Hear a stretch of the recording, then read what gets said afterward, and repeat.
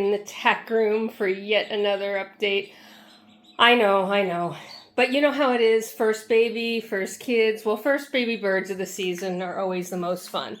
So I'm down here for Ladybug's next bottle. And I wanted to check on our guys that hadn't hatched yet, but we're working on it. And we had one more duck make its way out of the egg. So now we have 2 baby ducks. There are 2 more about halfway out, and our turkey is also about halfway out, but right now he or she is looking a little tired. Hatching is hard work, so we'll see if we have to do any assist. They are all at a point where their beaks are out of the egg and they are able to breathe air. So now it's a matter of, can they release themselves from the rest of the egg, or will they need a little bit of assistance? And I won't assist until it gets to the point that it's required, right? So right now, everybody's healthy, everybody's happy. They're working on hatching, and it's much better for them and much better for me if they hatch naturally. That always, tells me that they're a much stronger bird. And you can see here, now that everybody's sort of out and about, they're not all huddled up under the heat lamp anymore. They're active, they're checking things out, they're exploring their environment a little bit. They're checking out who the newbie is. I just popped him in there, or her. And now you can kind of see all the different versions of Cochin chicks we have. So one of the things I wanted to talk about earlier today, and didn't, is food and water for baby birds. So baby birds, when they hatch out of the egg, you may see a little bit of, it's not open, it almost looks like an umbilical cord sort of, right? It's the remainder of the yolk from the egg on their belly. But it absorbs very quickly, and that is the intent, right? When they hatch, they should not have yolk hanging out of them. But the yolk of the egg is their nutrition. And although you can't see it, it hasn't been fully absorbed into their bodies.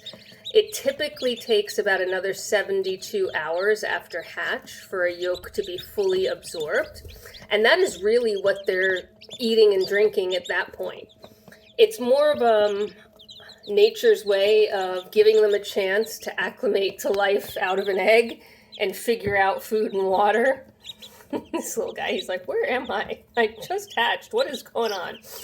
And it gives them a chance to learn from mom and explore. Of course, chickens are pretty precocious and they start finding food and water pretty quickly, even without mom.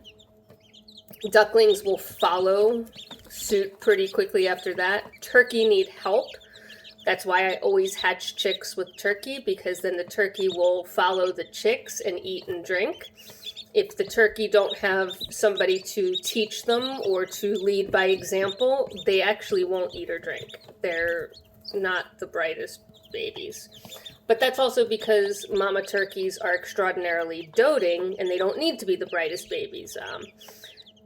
Mama ducks and mama chicks are kind of like, you guys got to keep up or you're not going to survive. Mama turkeys are a little bit different and they are very doting. They will protect their babies in a different way. And so their babies don't develop their brains quite as quickly when it comes to food and water. So having the chicks there to show them what to do helps. You see some of our chicks are already having some drinks. The ducks have found water. Yay! Doesn't take long for ducks to find water. The water dish is very shallow at this point so that nobody can fall in and drown and nobody can get sopping wet. But they will spread that water out pretty far and fast. And so this tub gets cleaned pretty regularly when there's ducks in it. Of course, these ducks will be going home tomorrow. So at any rate, that's the reason why, even though I put food and water in here instantaneously, I'm not necessarily worried if I don't see anybody eat for a day or two, because theoretically they don't need to eat. It's also the reason why you can ship baby birds. And again, I don't ship turkey at all, but I do ship ducklings. And I have shipped chicks, although technically there isn't enough demand to ship chicks for the most part. These guys are so tiny, you need to ship like 25 at a time. And most people don't need 25 chicks.